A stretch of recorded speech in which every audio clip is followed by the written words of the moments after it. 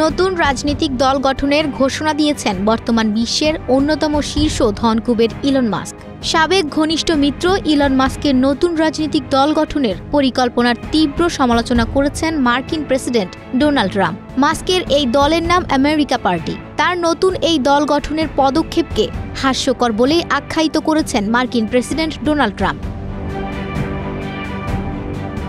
সোমবার ৭ জুলাই এক প্রতিবেদনে এই তথ্য জানিয়েছে ব্রিটিশ সংবাদ মাধ্যম বিবিসি। গতকাল রোববার মার্কিন প্রেসিডেন্টকে বহনকারী উড়োজাহাজ এয়ারফোর্স ওয়ানে ওঠার আগে সাংবাদিকদের সঙ্গে আলাপকালে ট্রাম্প বলেন, আমি মনে করি তৃতীয় কোনো রাজনৈতিক দল গড়া একেবারে হাস্যকর।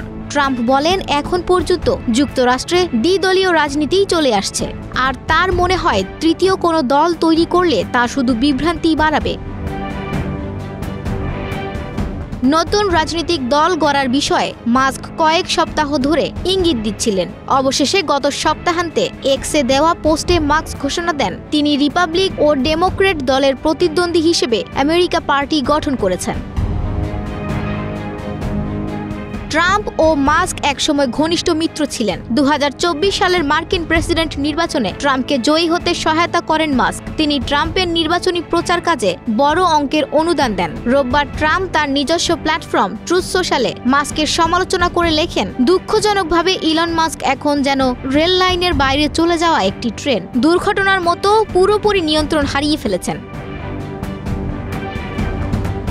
নির্বাচনে জয়ী হয়ে তৃতীয় দফায় ক্ষমতা গ্রহণের পর ট্রাম্প সরকারি দক্ষতা দফতর চালু করেন। তিনি নতুন এ দফতরের প্রধান করেন মাস্ককে। এ দফতরের কাজ সরকারি ব্যয় কমাতে সহায়তা করা। ১৩০ দিনের ম্যান্ডেট নিয়ে এ দায়িত্বে এসেছিলেন মাস্ক। ট্রাম্পের সঙ্গে মতবিরোধের জেরে শেষ পর্যন্ত প্রশাসন থেকে মাস্ক সরে যান। পরবর্তী সময়ে দুজনের মধ্যে বিরোধ আরও তীব্র হয়।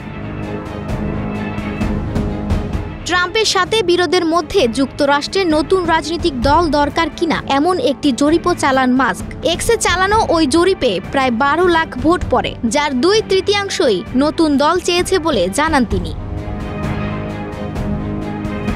এক্সে ট্রাম্প প্রশাসনের সাবেক ঘনিষ্ঠ সহযোগী মাস্ক বলেন, আপনার স্বাধীনতা ফিরিয়ে দিতে আজ আমেরিকা পার্টির জন্ম হলো। আফসানা ভুইয়া, প্রবাস খবর।